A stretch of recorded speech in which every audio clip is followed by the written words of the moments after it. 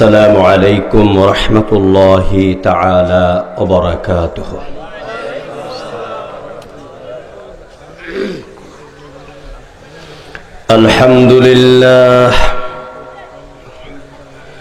الحمد لله نحمده ونستعينه ونستغفره ونؤمن به ونتوكل عليه ونعوذ بالله من شرور أنفسنا ومن سيئات أعمالنا من يهده الله فلا مضل له ومن يضلل فلا هادي له ونشهد أن لا إله إلا الله وحده لا شريك له ونشهد أن سيدنا وحبيبنا ومولانا محمدا عبده ورسوله الذي أرسله بالحق بشيرا ونذيرا وداعيا إلى الله بإذنه وسراجا منيرا فقد قال الله تعالى في كلامه المجيد وفرقانه الحميد أعوذ بالله من الشيطان الرجيم بسم الله الرحمن الرحيم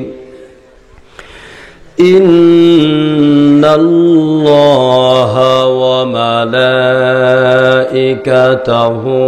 يصلون على النبي يا أيها الذين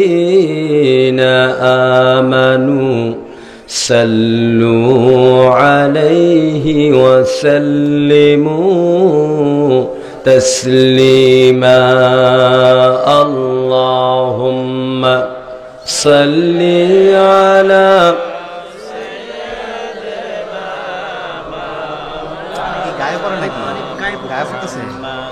وعلى آل سيدنا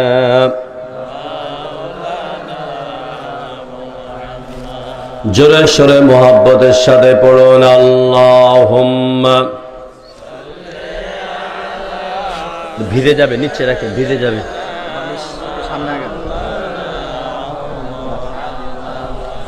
وعلى آل سيدنا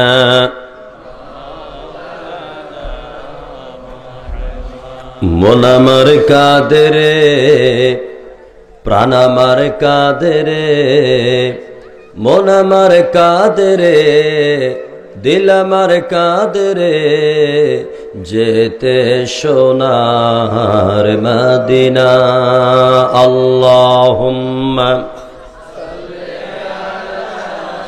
সাইয়্যিদিনা মাওলানা মুহাম্মদ وعلى آل سيدنا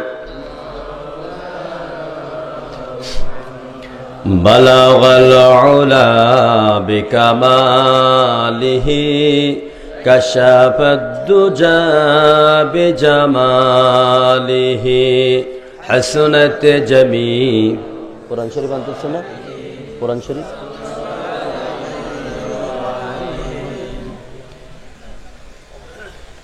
नसीमा जानबे बत हो गुजर कुन जाहो आलम मुहम्मद रा खबर कुन बलागल उला बेकमालिही कशफ दुजा बिजमालिही حسنت جميع خصاله صلوا عليه درفشانی نے تیری قطروں کو دریا کر دیا دل کو روشن کر دیا آنکھوں کو بینا کر دیا بلغ العلا بکمالہ کشف الدجى بجمالہ حسنت جميع خصاله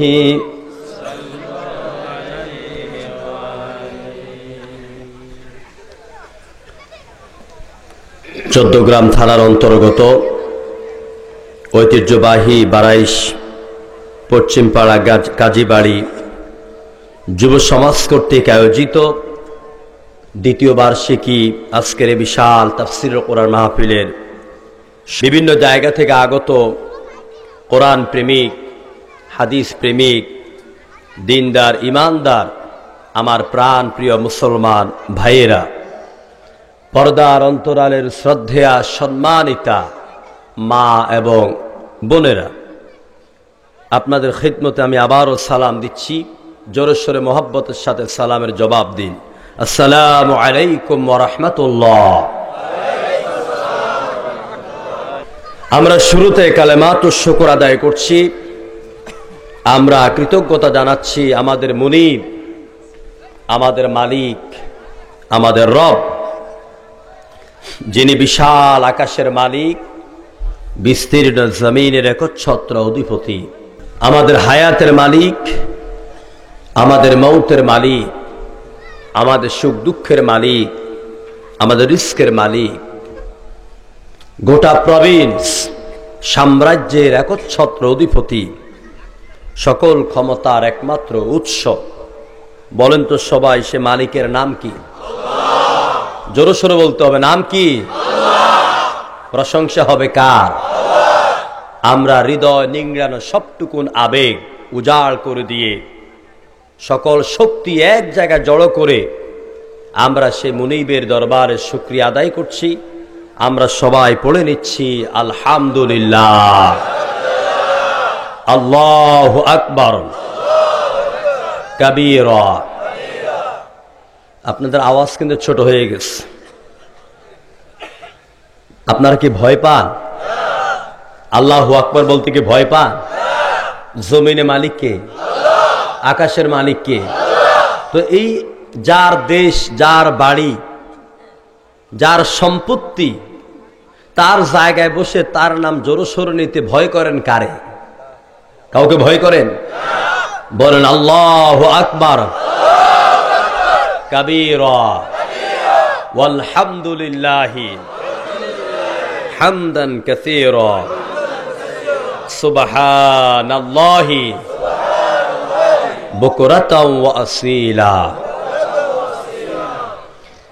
আল্লাহ তাআলা দরবারে শুকর আদায়ের পাশাপাশি আমরা দরুদ ও সালাম পেশ করছি গোটা বিশ্ব মানবতা, সকল কালের, সকল যুগের সর্বশ্রেষ্ঠ মহামানব, মহান রাসূল, মহান নবী, বিশ্ব জনগোষ্ঠীর মাঝে, এই পৃথিবীর প্রতিটি ইঞ্চির মাঝে, এই ধরাধমে, এই পৃথিবীতে যিনি সর্বপ্রথম মানবাধিকার রূপকার ছিলেন, প্রতিষ্ঠাতা ছিলেন, সে বিশ্ব নবী সাইয়্যিদুল মুরসালিন, ইমামুল মুরসালিন, খাতামুন নবিয়্যিন, মুহাম্মদ আরবি, জনাবে সাহিবে কাবা ও কৌসাইন, নবী মুহাম্মদ রাসূলুল্লাহ সাল্লাল্লাহু আলাইহি ওয়াসাল্লামের প্রতি। সম্মানিত ভাইয়েরা, আমি মোবারকবাদ জানাচ্ছি বারাইশ পশ্চিমপাড়া কাজীবাড়ির এই এলাকার যুব সমাজ ভাইদেরকে। যুবক ভাইয়েরা তাফসীর মাহফিলের আয়োজন করবে, বর্তমানে এটা ভাবতেও অবাক লাগে।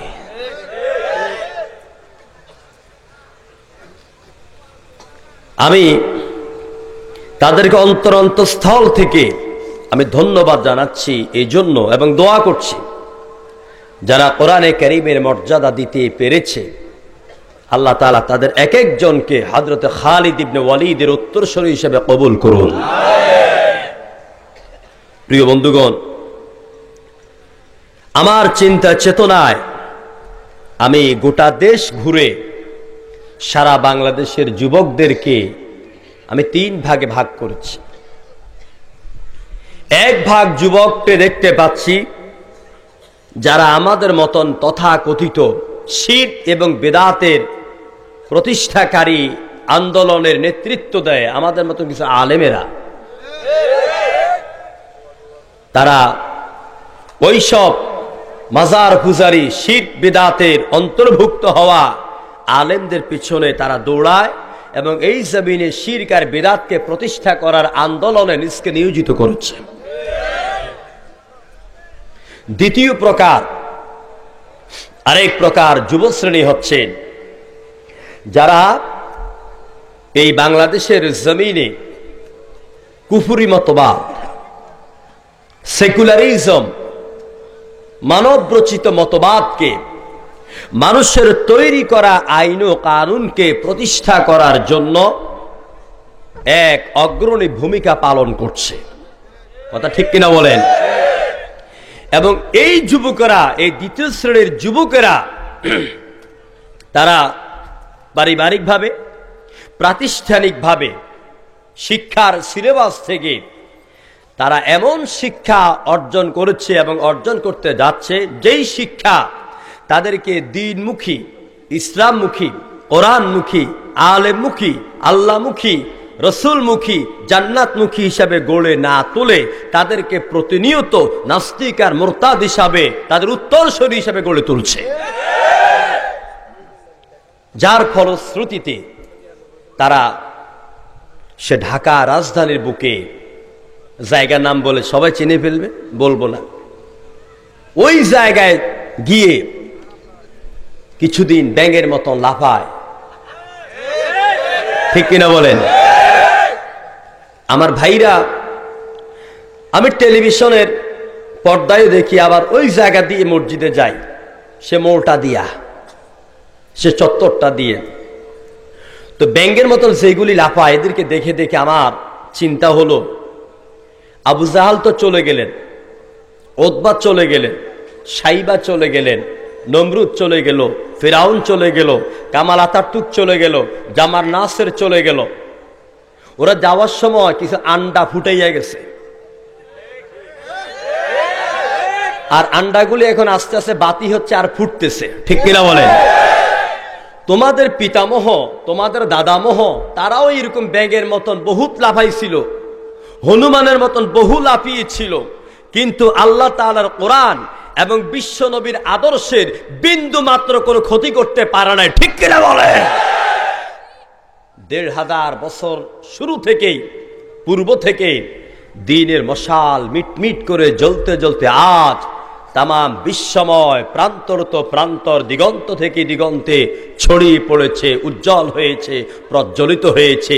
এই আগুনকে, এই আলোকে, এই শক্তিকে নিভাতে কেউ পারে নাই, বরং যারা নিভাতে এসেছিল তারাই চিরতরে জমিন থেকে উৎখাত হয়েছে। ঠিক কিনা বলে?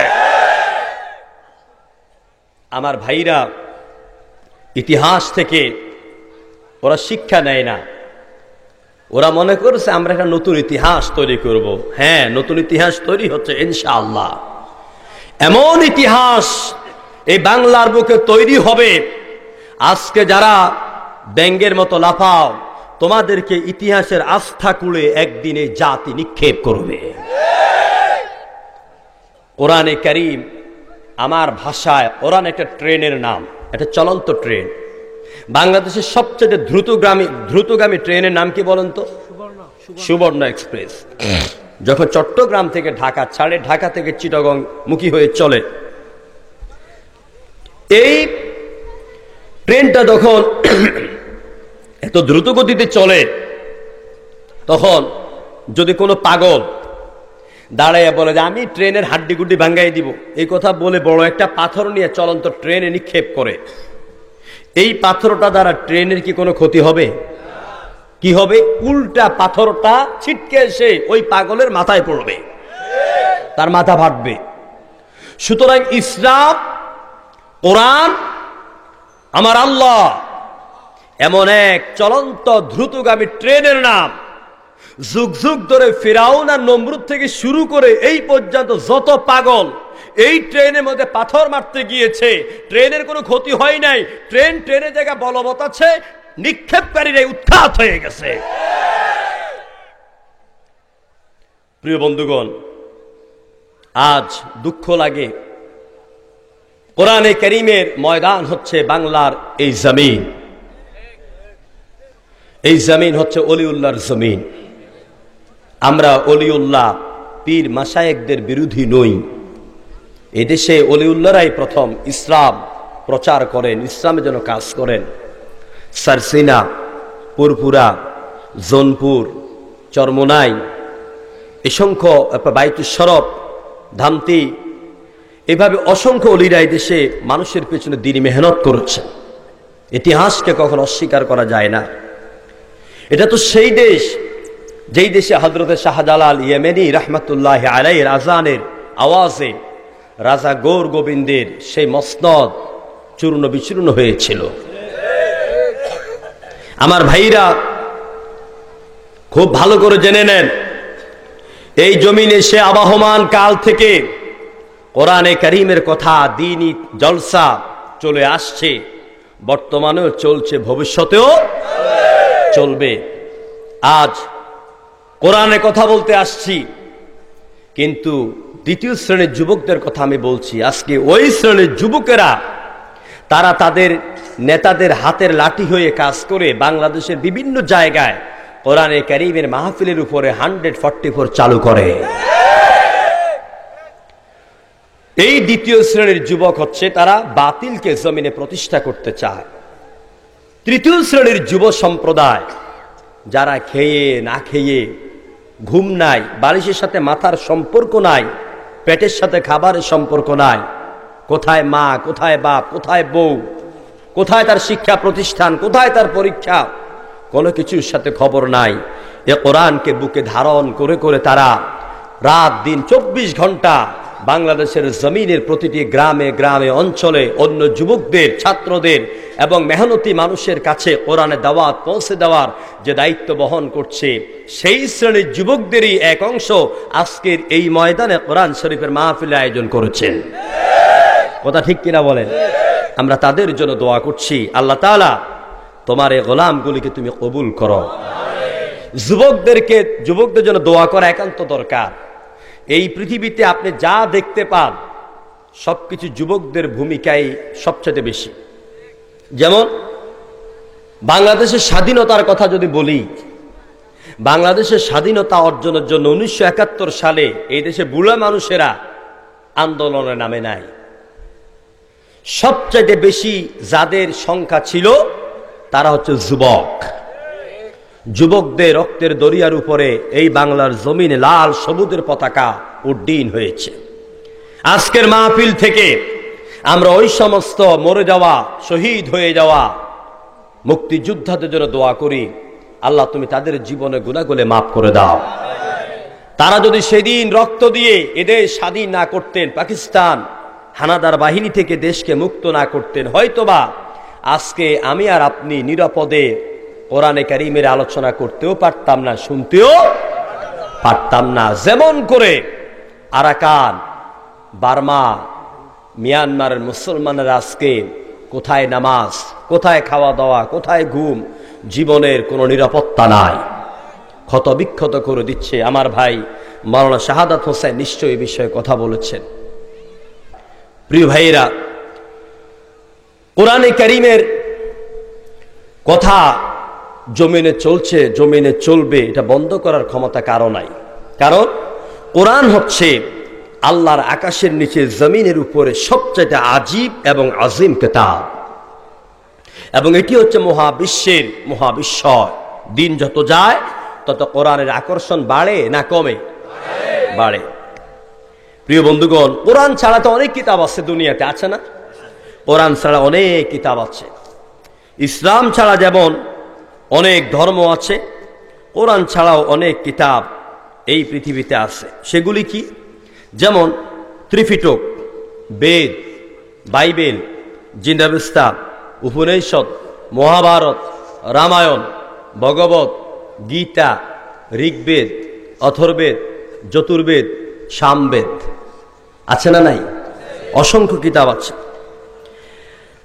আমি কোরআনে কারীমকে যেইভাবে তেলাওয়াত করি, যেইভাবে জানার চেষ্টা করি, পড়ার চেষ্টা করি, তেমনি করে আমি এই পৃথিবীর এই বাইবেল, বেদ, এই সমস্ত কিতাবগুলি নিয়ে আমি অনেক ঘাটাঘাটি করি, অনেক পড়াশোনা করার চেষ্টা করি। বেদ, বাইবেল যতখানি আমি পড়লাম, কোনো জায়গায় আমি এতটুকু পাই নাই যে যদি এই দুনিয়ার জীবনে বেদ মানো, বাইবেল মানো, দুনিয়াতে শান্তি পাবে, পরকালে মুক্তি পাবে। কিন্তু কোরআনে কারীম এমন এক কিতাব, যে কিতাবের শুরুতেই আল্লাহ রাব্বুল আলামিন বলে দিয়েছেন, ফামান তাবিআ হুদায়া ফালা খাউফুন আলাইহিম ওয়ালা হুম ইয়াহজানুন। আল্লাহু আকবার। আল্লাহ তাআলা বলেন, যেই ব্যক্তি আমার হুদার অর্থাৎ কোরআনে কারীমের অনুসরণ করে, কোরআনকে মেনে চলে, তার মানে কোরআন দিয়ে অর্থনীতি চালায়, কোরআনের উপর ভিত্তি করে সমাজনীতি, রাষ্ট্রনীতি, স্বরাষ্ট্রনীতি, যুদ্ধনীতি, পররাষ্ট্রনীতি, পরিবার নীতি, ব্যবসা নীতি, শিক্ষানীতি কোরআনের উপর ভিত্তি করে চালায়, আমি আরো শের মালিক আল্লাহ পাক ওয়াদা দিয়া দিলাম, লা খাউফুন আলাইহিম, তাদের জীবনে এবং পরকালে কোনো ভয় নাই। দুনিয়ার জীবনে কোনো ভয় নাই, ওয়ালা হুম ইয়াহজানুন, আর পরকালের জমিনে আল্লাহর শাস্তির, সে জাহান্নামের আগুনের কোনো চিন্তাও থাকবে না। এটা কার ওয়াদা? আল্লাহর ওয়াদা। বুঝি নাই তো, এই জন্য সুবহানাল্লাহ বলতে পারি নাই। আমার ভাইরা, আল্লাহ বলছেন আমার কোরআন যদি মাইনা চলো, কোরআন দেওয়া অর্থনীতি যদি চালু করো, কোরআনের দেওয়া রাজনীতি যদি তোমরা মানতে পারো আর করতে পারো, দুনিয়াতে পাবে শান্তি, পরকালে পাবে মুক্তি। এ ওয়াদা কার? আরো জোরে কর, আল্লাহর ওয়াদা। কিন্তু আমরা আল্লাহর ওয়াদারে গুরুত্ব দিছি? গুরুত্ব দেইনি। গুরুত্ব দেই কোন নেতার? আমরা গুরুত্ব দেই ওই সব নেতার ওয়াদাকে। অধিকাংশ, সব নেতাদের আমি তা বলছি না, কথা ভুল বুঝার কোনো অবকাশ নাই। অধিকাংশ নেতার ওয়াদাকে আমরা বিশ্বাস করি, যেই সমস্ত নেতার জীবনে চরিত্র নাই, নামাজ নাই, মদ পানকারী, অন্যের বউ নিয়া, নারী নিয়া হোটেলে রাত্রি যাপনকারী, যেই নেতাদের কোনো আদর্শ নাই, বৃষ্টি যেই দিকে ছাতা সেই দিকে, সুবিধাবাদ জিন্দাবাদ, কথা ঠিক কিনা বলে? ওইসব নেতার ওয়াদারে বিশ্বাস করে আমার ইমান, আমল, আমার পরকাল, আমার ইসলাম, আমার নবীর আদর্শ সবকিছুকে জলাঞ্জলি দিয়ে দিচ্ছি। আহারে মুসলমান, কোরআন হাতে নিয়ে কসম করে বলি, আল্লাহর নামে শপথ করে বলি, ফিরে আসুন। যেই নেতাদের পিছনে অন্ধের মতন আপনি ছুটে চলছেন, নিরুদ্দেশের উদ্দেশ্যে আপনি হন্য হয়ে ঘুরছেন, বিশ্বাস করুন ওই সব কোন নেতা আপনার বিন্দু মাত্র চুল পরিমাণ, তিল পরিমাণ কোনো উপকারে আসবে না। উদাহরণটা দিলে ভালো করে বুঝবেন। নেতা দুনিয়াতে দুই রকম। কয় রকম? দুই রকম। এক শ্রেণীর নেতা হচ্ছেন, সূরা আম্বিয়ার ভেতরে আল্লাহ পাক বললেন, ওয়াজআলনাহুম আইম্মাতান ইয়াহদুনা বিআমরিনা ওয়া আওহাইনা ইলাইহিম ফি'লাল খায়রাত ওয়া ইকামিস সালাতি ওয়া ইতাইজ যাকাত ওয়া কানু লানা আবিদিন। আল্লাহ রাব্বুল আলামিন বলেন, আমি তাদেরকে নেতা বানাইলাম। কাদেরকে? নবী এবং রসুল। ইমামের জমা হচ্ছে আইম্মা। আমি তাদেরকে নেতা বানাইলাম। এই নেতারা মানুষকে দাওয়াত দেওয়ার জন্য আমি আল্লাহ পাক তাদের প্রতি নির্দেশ প্রদান করলাম। নেতারা লোকদেরকে দাওয়াত দিয়েছে কল্যাণের দিকে, ভালোর দিকে, মুক্তির দিকে, নাজাতের দিকে, নামাজ কায়েমের জন্য এইসব নেতারা আন্দোলন করেছিল। যাকাত ভিত্তিক অর্থনীতি চালু করার জন্য এইসব নেতারা আন্দোলনের নেতৃত্ব দিয়েছিল। দুনিয়া যত নবী এসেছিলেন সব নবীরা নামাজ প্রতিষ্ঠা করার জন্য সমাজ এবং রাষ্ট্রে তার জন্য তারা আন্দোলন করেছেন। কিন্তু এখন আমরা দ্বিতীয় শ্রেণীর এমন কিছু নেতা দেখতে পাই যারা মানুষ যেন, যুবকেরা যেন মসজিদে না ঢুকে, নামাজ না পড়ে, ইসলামী চরিত্র যেন তাদের মধ্যে না থাকে। সেই জন্য যে যুবকেরা মাথায় টুপি পরে, কোরআন পড়ে, হাদিস পড়ে, ইসলামী সাহিত্য ঘরে রাখে, আল্লাহর ঘরে 5 ওয়াক্ত দৌড়ায়, তাদেরকে বদনাম করে করে, জঙ্গিবাদের ধোঁয়া তুলে তুলে তাদেরকে মসজিদ আর কোরআন থেকে, নামাজ থেকে দূরে সরায় রাখার সকল প্রকারের প্রচেষ্টা, ষড়যন্ত্র করে। আমার বন্ধুগণ, নবীরা হচ্ছেন এই দুনিয়ার সবচাইতে শ্রেষ্ঠ নেতা, মহান ব্যক্তিত্ব, সুপার কোয়ালিটির মানুষ। নবীরা যেই নেতা, এই নেতা দুনিয়ার কোন মানুষ তাদেরকে নেতা হিসাবে তাদেরকে নির্বাচিত করেন নাই।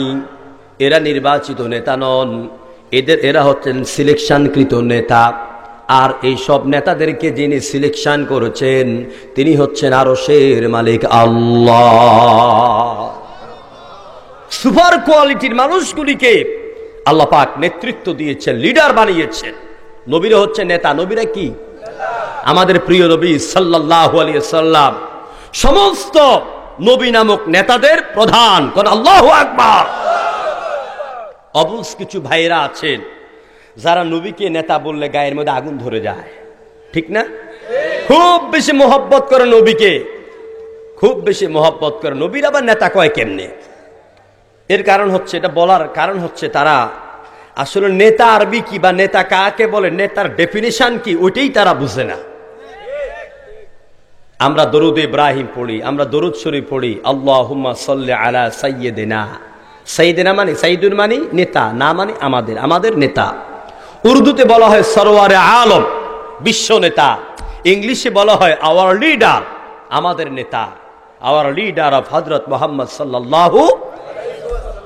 আমার ভাইয়েরা, বিশ্ব নবীগণ, নবীরা মানুষকে কল্যাণের দিকে ডেকেছেন, কোরআনের দিকে ডেকেছেন, ইলাল ফাইলাল খায়রাত, উত্তম উত্তম কাজের দিকে ডেকেছেন। মানুষকে নামাজি বানিয়েছেন, ইমানদার বানিয়েছেন, জান্নাতি মেহমান হিসাবে তাদেরকে দুনিয়াতে তৈরি করেছেন। মদের বিরুদ্ধে তাদেরকে বুঝালেন, মদ পান করা যাবে না, জুয়া খেলা যাবে না, জেনা ব্যভিচার করা যাবে না, তাস খেলা যাবে না, মা বাবার সঙ্গে বেয়াদবি করা যাবে না, আল্লাহর সঙ্গে কাউকে শরীক করা যাবে না। এবং এই জমিনে আন্দোলন যদি একটাই করতে হয় সেটা হলো আল্লাহ নবী আল্লাহর দেওয়া নির্দেশ মোতাবেক যে আন্দোলন করে গিয়েছেন, নবীদের আন্দোলনেই যুবকদেরকে, মানুষদেরকে করতে হবে। সে আন্দোলনের নাম কি? ইসলাম। আন্দোলনের নাম কি?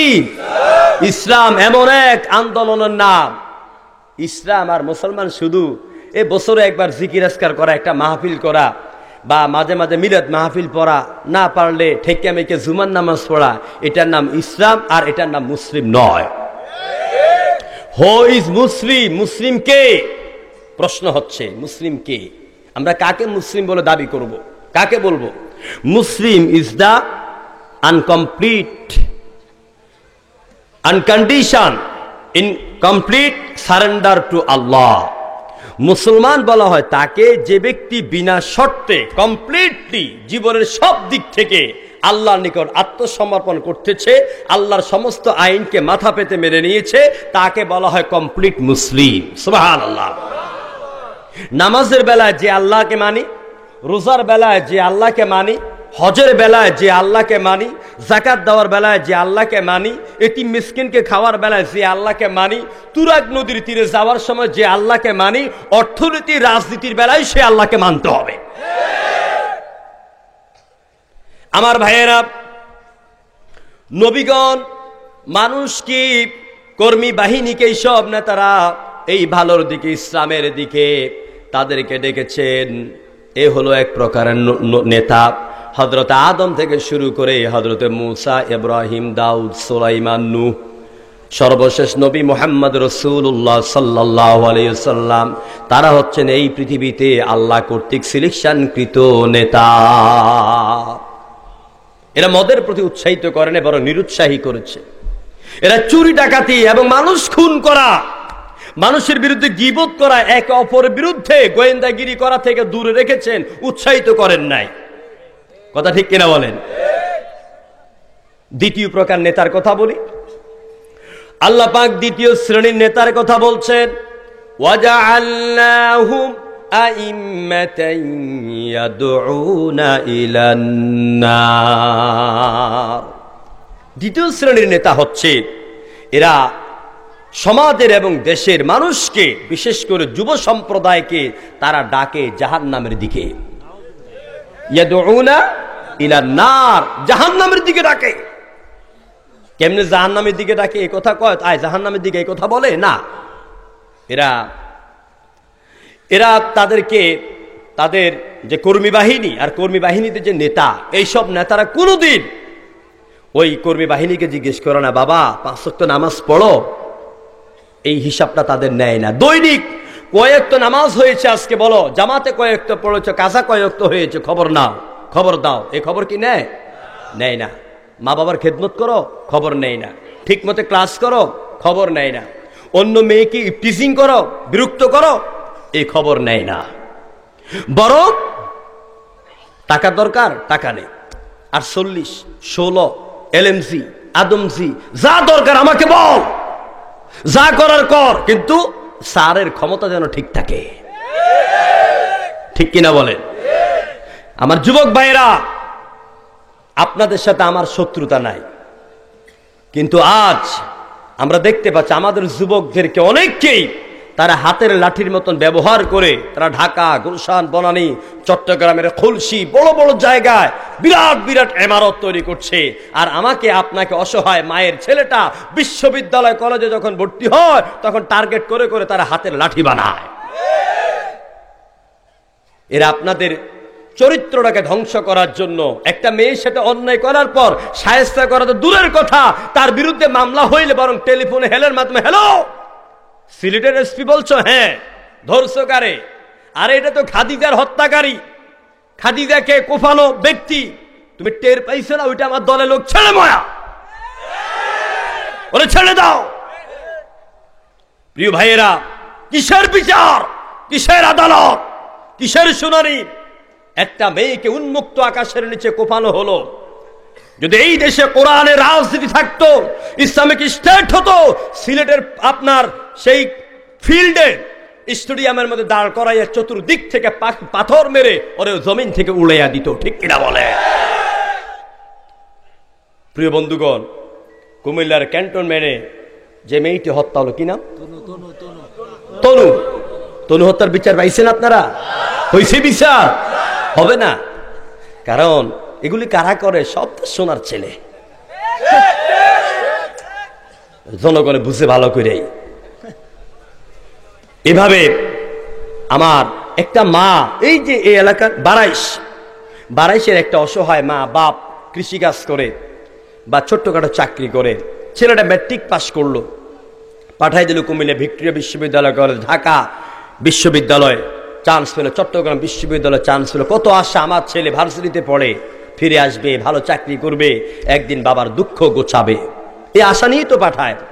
কিন্তু এই সোনার টুকরোটাকে শেষ পর্যন্ত কয়লার টুকরায় পরিণত করে কে? ওয়াজআলনাহুম আইম্মাতাই ইয়াদউনা ইলান নার। ওই সব নেতারা, যেই সব নেতাদের নিজেদেরও চরিত্র নাই এবং তার কর্মী বাহিনীকে চরিত্র হারা করে জাহান্নামের দিকে নিতে চায়। প্রিয় বন্ধুগণ, এখন আমি বিনীতভাবে ওই সব যুবক ভাই, কর্মী বাহিনী ভাইদেরকে বলবো, যারা আপনাদেরকে ওই পথে ডেকে নেয় আর আপনারাও তাদের অনুসরণ করেন, কিয়ামতের দিন আপনাদের আর নেতাদের অবস্থা কি হবে? আর আমরা যারা নবী রাসূলের আদর্শ মানার চেষ্টা করি, পুরোপুরি মানতে পারি না, চেষ্টা করি মানার জন্য, এবং যারা কোরআন হাদিস মতে আমাদেরকে ভালো বানাবার চেষ্টা করে তাদেরকে আমরা মানি, আমাদের অবস্থা কি হবে? কিয়ামতের দিন যদি আল্লাহ নসিব ভালো করেন, ছোট্টখাট্ট ভুলগুলি মাফ করে দিয়ে আমার নবী এবং আমার নেতার সাথে আমাকে জান্নাত দিয়ে দিতে পারেন, যদি আল্লাহ দয়া করেন। আর তোমরা এবং তোমাদের নেতা যাদের জীবনে কোরআন নাই, হাদিস নাই, ইসলাম নাই, ইসলামের অনুশাসন নাই, নবীর আদর্শ নাই, এইসব নেতাদের আর কর্মীদের অবস্থা কি হবে আল্লাহ তাআলা কোরআনে বলছেন। কোরআন দিয়ে বললে তো কেউ রাগ করার কথা না, ঠিক কিনা বলেন? আমি বানাইয়া বললে আমার উপরে রাগ হওয়ার কথা, আমি কোরআন দিয়া বলবো।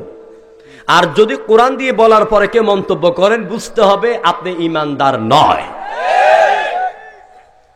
কিন্তু আমি কথা বলবো এই জন্য, ধরেন আমার দেহে একটা ফোঁড়া উঠছে, ফোঁড়া উঠার পর ডাক্তারের কাছে গেলাম, ডাক্তার সাহেব এটার ব্যথা শুইতেও পারি না, বসতেও পারি না। ডাক্তার বলছে অপারেশন করে এটা কাইটা ফেলতে হবে, নতুবা এটা গ্যাস বাইর হবে। এখন আমি যদি বলি ডাক্তার এটা অপারেশন করেন, কিন্তু ছুরি লাগতে পারবে না, কাটতে পারবে না, ব্যথা পাবো না, আমি ব্যথা পাইতে আমি পারবো না, তাহলে কি আমার এটা কাটা হবে? আমি কি ভালো হব? যদি আমি চিরতরে যতদিন বাঁচি ভালো হতে চাই, সাময়িক ব্যথা আমাকে অনুভব করতে হবে, ব্যথা আমাকে সহ্য করতে হবে। অনুরূপভাবে আমার ভাইরা, কেউ আমাদের শত্রু নয়, আমরা কাউকে শত্রু মনে করি না। হয়তো বিপদগামী অনেকে হয়েছেন না জেনে না বুঝে, দুনিয়ার স্বার্থে, দুনিয়ার লোভে।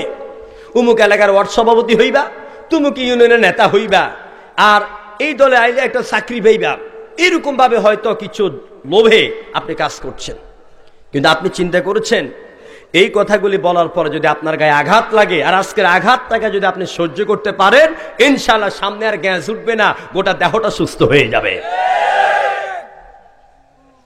আমার ভাইয়েরা, আল্লাহ রাব্বুল আলামিন বলেন, ওই সব নেতা, যেই সব নেতারা নিজেরাও নামাজ পড়ে না, পর্দা করে না, নারী জাতিকে সম্মান দেয় না, ইসলাম মানে না, দাড়িওয়ালা টুপিওয়ালাদেরকে সহ্য করতে পারে না, ওই সব নেতা আর তার কর্মীদের অবস্থা কি হবে কোরআন বলে দিচ্ছে। আল্লাহ রাব্বুল আলামিন বলেন, وَإِذْ يَتَحَاجُّونَ فِي النَّارِ فَيَقُولُ الضُّعَفَاءُ لِلَّذِينَ اسْتَكْبَرُوا إِنَّا كُنَّا لَكُمْ تَبَعًا فَهَلْ أَنْتُمْ مُغْنُونَ عَنَّا نَصِيبًا مِنَ النَّارِ। আল্লাহ পাক বলেন, নবী হে স্মরণ করুন ওই সময়ের কথা, ইয়াতাহাজ্জুনা বাবে মুফআলাত সিগা, কিয়ামতের দিন জাহান্নামের আগুনের মধ্যে পড়ে যখন দুআফা লিল্লাযিনা ইসতাকবারু, দুআফা বলা হয় কর্মীদেরকে, জরিফ যারা দুর্বল, যারা অসহায়, আর ইসতাকবারু বলে অহংকারী বলে আল্লাহ পাক, তাকাব্বুরি বলে আল্লাহ পাক নেতাদেরকে বুঝিয়েছেন। নেতা এবং কর্মী বাহিনী যখন জাহান্নামের আগুনের মধ্যে পড়ে যাবে, এরপরে কর্মী বাহিনী আগুনের লেলিহানে যখন দগ্ধ হতে থাকবে, জাহান্নামের আগুনের কত তাপ! বিশ্বনবী বলেছেন জাহান্নামের আগুনকে 3 বার তাপ দেওয়া হয়েছে। জাহান্নামের আগুনের উত্তপ্ততা, প্রখরতা এত বেশি, কোন লোক জাহান্নামের আগুনে জ্বলার পর যদি তাকে দুনিয়ার আগুনের মধ্যে ফেলে দেওয়া হয়, তাহলে ওই লোকটা দুনিয়ার আগুনের কুণ্ডুলির মধ্যে পড়ে বলবে, আল্লাহ তোমার কাছে হাজার শুকর, তুমি আমাকে ফুল বাগানে রেখেছ।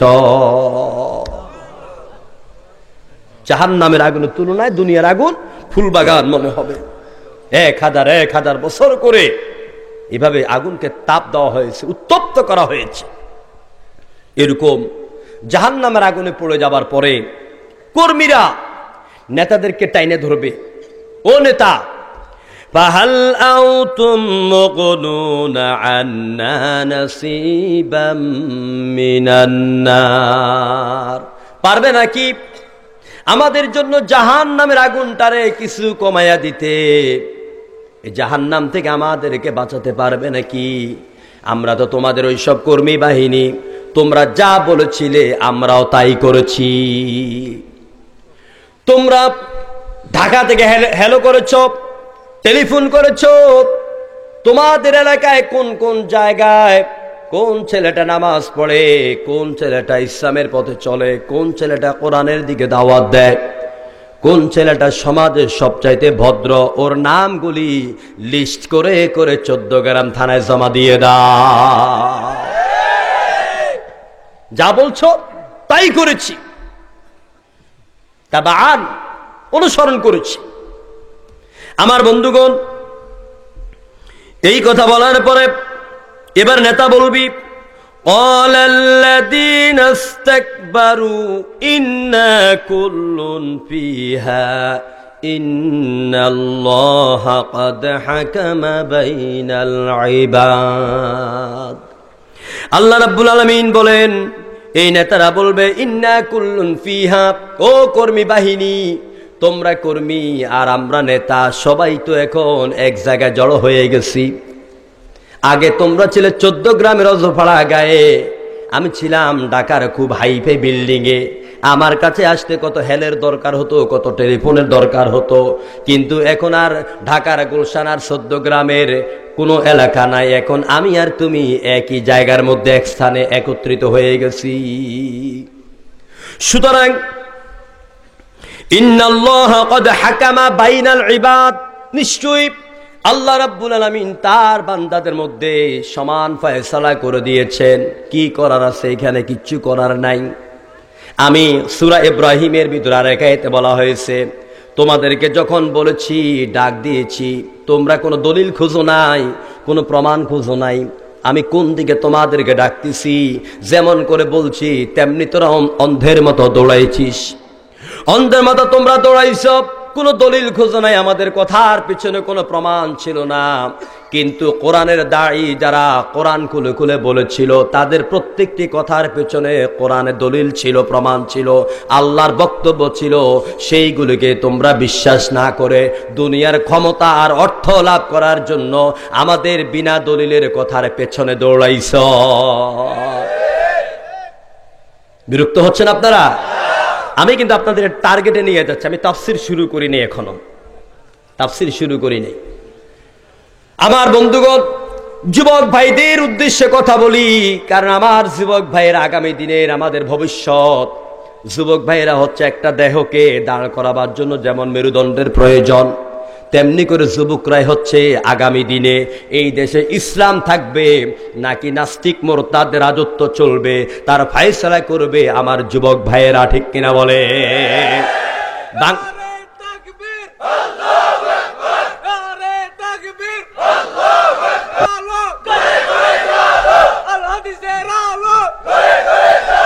আলহামদুলিল্লাহ, সবাই একটু জিকির করেন, লা ইলাহা ইল্লাল্লাহ, জোরে লা ইলাহা, জোরে লা ইলাহা ইল্লাল্লাহ, লা ইলাহা, নেই কেহু নেই আল্লাহ ছাড়া, লা ইলাহা ইল্লাল্লাহ, লা ইলাহা ইল্লাল্লাহ, জোরে।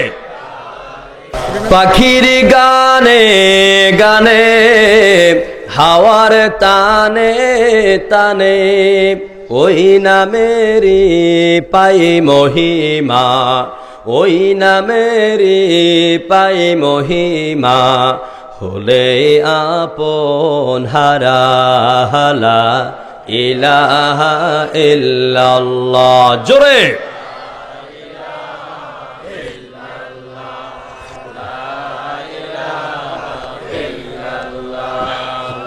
কম করে দিন, হ্যাঁ। ফুলের ঘ্রাণে ঘ্রাণে, অলির গুঞ্জরণে, ওই নামেরই সুর শোনা যায়। আল্লাহু আকবার। ওই নামেরই সুর শোনা যায়, হলেই পাগল পারা হালা ইলাহা ইল্লাল্লাহ, লা ইলাহা ইল্লাল্লাহ, লা ইলাহা ইল্লাল্লাহু মুহাম্মাদুর রাসূলুল্লাহ। জোরে বলুন সাল্লাল্লাহু। আমার বন্ধুগণ, এবারে ওইসব কর্মী বাহিনী আবার নেতাদেরকে ঝাপটাইয়া ধরবে। কথা মনে আছে তো আপনাদের? কর্মী বাহিনী আবার নেতাদেরকে ঝাপটাইয়া ধরে বলবে, وقال الذين في النار لخزنة جهنم ادعوا ربكم يخفف عنا يوما من العذاب। কর্মী বাহিনী যখন নেতাদেরকে ঝাপটাইয়া ধরবে, নেতারা টিকতে না পেরে জাহান্নামের ধার রক্ষীদের কাছে যাবে, ওদেরকে ধরবে আর বলবে, ও জাহান্নামের ধার রক্ষীরা, তোমরা উদউ রব্বাকুম, তোমরা তোমাদের রবের কাছে আমাদের জন্য দোয়া করো। কথাটা কি বুঝতে পেরেছেন? ঘাড়ের রগ কত তেড়া দেখে। উদউ রব্বাকুম, তোমাদের রবের কাছে দোয়া করো। কার জন্য? আমাদের জন্য। তাও এই কথা বলবে না যে আমাদের রবের কাছে একটু বলো, এ কথা বলবে না।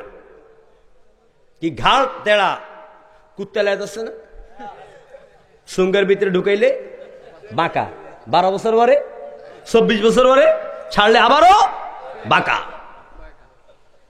আমার বন্ধুগণ, এবার ফেরেশতাদের মেজাজ খারাপ হয়ে যাবে। ফেরেশতাদেরকে কি বলবে? তোমরা দোয়া করো, ইউখাফফিফ আন্না ইয়াওমান মিনাল আযাব, আল্লাহ যেন আমাদের জন্য আযাবটারে একটু হালকা করে দেন, এই দোয়াটা করো। ফেরেশতারা যেন বুঝাচ্ছেন, এই বেটা বেয়াদবেরা, তোমাদের জন্য আমাদের রবের কাছে কেন দোয়া করব? তোমরা করতে পারো না? আমাদের রবের কাছে দোয়া করতে বলো কেন? তোমাদের রব না?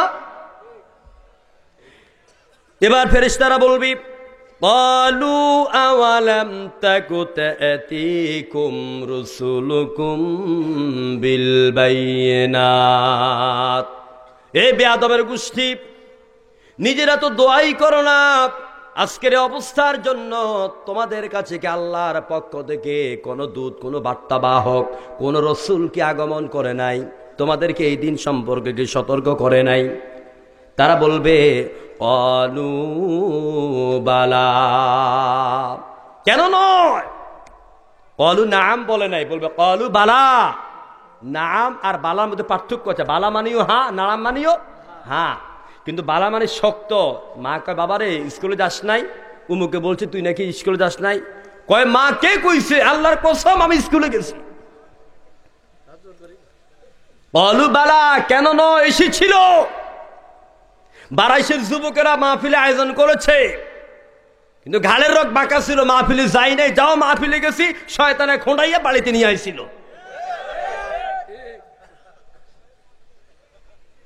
আমার ভাইরা, কেন নয় এসেছিল?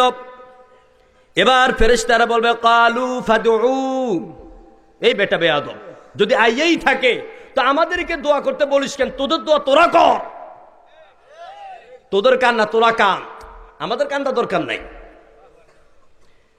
এবার আল্লাহ বলে দিচ্ছেন, ওয়ামা দুআউল কাফিরিনা ইল্লা ফি দালাল। এই বেয়াদবের গোষ্ঠী, নাস্তিক আর মুরতাদের দল, কোরআন বিরোধী, ইসলাম বিরোধী, আলেম বিরোধী, এইসব বেয়াদবেরা যারা আজানের আওয়াজকে সহ্য করতে পারে না, ঠিক কিনা বলে? এরা বলেছে বাংলার জমিনে আজান দিলে শব্দ দূষণ হয়, বলে নাকি বলে না? প্রথম আলোর সাংবাদিকা বলেছে নাকি বলে নাই? আমার ভাইয়েরা, এই সাংবাদিকা যদি আমার দেশের সরকার কোরআনের পক্ষের হতো, তাড়াতাড়ি করে অতি দ্রুত গতিতে তার ফাঁসির রায় কার্যকর করতো, ঠিক কিনা বলে? কারণ জমিন আল্লাহর, আকাশ আল্লাহর, শাহজালাল, শাহফরান, শাহ মাকদুমের বাংলাদেশ, এই দেশে আজানের আওয়াজ দিয়ে তো বিজয় হয়েছে। সুতরাং এই দেশে আজান বন্ধ করার ক্ষমতা তোরে কে দিয়েছে? আমার ভাইয়েরা, যারা আজানের বিপক্ষে, যারা আজানের শব্দকে দূষণ মনে করে, এরা বাংলাদেশের বড় বড় শিল্পীদের কনসার্ট হইলে পরে রাতভর যদি ঢাকঢোল বাজায়, সেইগুলি খারাপ লাগে না। ভারতের নর্তকীদের এনে এই দেশে গান বাদ্যের আয়োজন করে, সেইগুলি ভালো লাগে, কিন্তু কি মধুর সুর, ওই আজানের সুর শুনলে পরে খারাপ লাগে। খারাপ তো তাদের লাগে যাদের অন্তরে বিন্দু মাত্র কোনো ঈমান নাই, বেঈমান। আজানের আওয়াজকে সহ্য করতে, অথচ আমার বাবারা, আমার ভাইয়েরা, আমি কারো বিরুদ্ধে নয়, আমি আপনাদের মগজে আমার ছোট্ট জ্ঞান আমি ঢুকাই দিতে চাই। যেহেতু মুসলমানের খাতায়, ইমানদারের খাতায় আমার নাম, আপনার নাম আছে। চিন্তা করুন তো, মার পেট থেকে আসার পরে হয় বাবা, নলে বড় ভাই বা দাদা বা নানা বা চাচা, কেউ না কেউ সর্বপ্রথম আমার কানের মধ্যে যে আওয়াজ ঢুকাইয়া দিলেন, সেই আজানটাই তো হলো আল্লাহু আকবার, ঠিক না? ইকামতের প্রথম বাক্য কি? আরো জোরে কোন? আজানের প্রথম বাক্য কি? দুনিয়ার থেকে বিদায় নিবি, জানাজার নামাজ হবে, 4 তাকবীরের সাথে আপনাকে বিদায় করে দিবে। প্রথম তাকবীরের আওয়াজটা কি হবে? সর্বশেষ তাকবীরের আওয়াজটা কি হবে? তাহলে ভালো করে বুঝে নেন, ভুল বুঝবেন না, ভালো করে বুঝে নেন।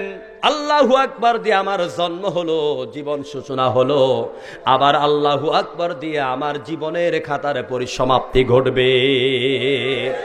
সুতরাং যেই লোকটার জীবনটা আল্লাহু আকবার দিয়ে শুরু, আবার আল্লাহু আকবার দিয়ে শেষ হয়ে যাবে, ওই লোকটার জীবনে মিছিলে যায়, মিটিংয়ে যায়, এমন লোক আছে যারা তাদের মিছিল মিটিংয়ে আল্লাহু আকবার বলতে পারে না।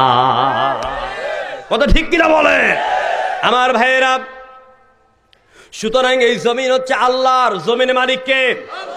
আরো জোরে কোন?